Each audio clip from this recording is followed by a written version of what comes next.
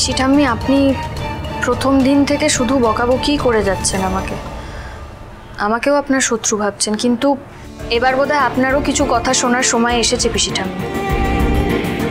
আপনাকে কিন্তু সেই কথা শুনতে হবে।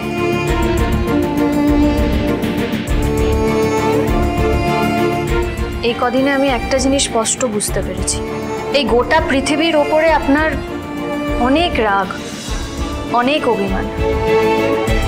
সবার ওপর রাগ করে আপনি নিজেকে একেবারে একা করে ফেলেছেন। কিন্তু পিসি ঠাম্মি, আপনি বাইরে থেকে সবাইকে যতটা কঠিন দেখান, আপনার ভেতরটা কিন্তু ততটাও কঠিন নয়। নাহলে সেদিন ওইভাবে আমাকে বাড়ির বাইরে প্রেগনেন্ট অবস্থায় দেখে আপনি আশ্রয় দিতে পারতেন না। আপনি আশ্রয় দিয়েছেন কারণ আপনার মনের ভেতরটা ততটাই নরম। আপনার ভেতরে অনেক মায়া মমতা রয়েছে। কিন্তু আমি একটা কথা বুঝতে পারছি না পিসি ঠাম্মি, আপনি কেন নিজের মনের এই নরম দিকটা বাইরে কাউকে দেখাতে চান না? এভাবে একা একা বাঁচা যায় নাকি? আমরা বাড়িতে ছিলাম তাই আপনি এত বড় একটা বিপদ থেকে রক্ষা পেলেন। পাড়া প্রতিবেশী সবার সঙ্গে যদি আপনি সদ্ভাব না রাখেন, তাহলে চিরটাকাল আপনার পাশে কে থাকবে? দরকার নেই কাউকে, আমার কাউকে দরকার নেই, কারোর আমার পাশে থাকারও দরকার নেই। নেই দরকার।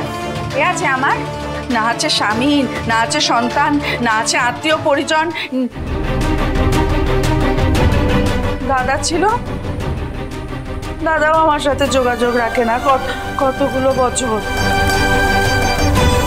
ঠিক আছে ঠিক আছে ঠিক আছে, এতগুলো দিন যখন একা একাই কাটিয়ে এসেছি, তখন মরার সময় আর কাউকে লাগবে না, আমার কাউকে লাগবে না। পিসি ঠাম্মি, আপনি যাদের উপরে এত অভিমান করে নিজেকে এতকাল একা করে রেখেছেন, আপনি কখনো নিজে একবারও চেষ্টা করে দেখেছেন তাদের সঙ্গে যোগাযোগ রাখার?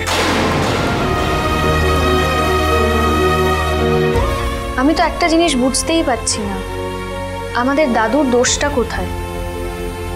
আমাদের দাদু আর 5 জনের মতো এই দেশে তার ভবিষ্যৎ গড়ে তুলতে চাননি, তাই তিনি ওদেশে চলে গেছিলেন।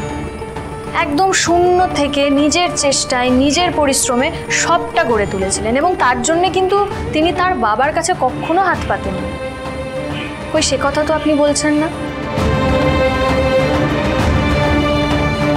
আপনার বাবা চলে যাওয়ার পরে তো আমাদের দাদু, মানে আপনার দাদা, নিজে এসেছিলেন।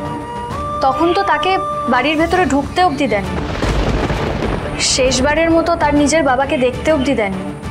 মানুষটা কতটা আঘাত পেয়েছিলেন, কতটা দুঃখ পেয়েছিলেন।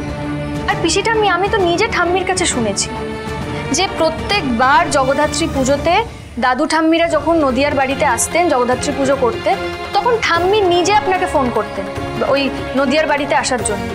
আপনি তো একবারও যাননি।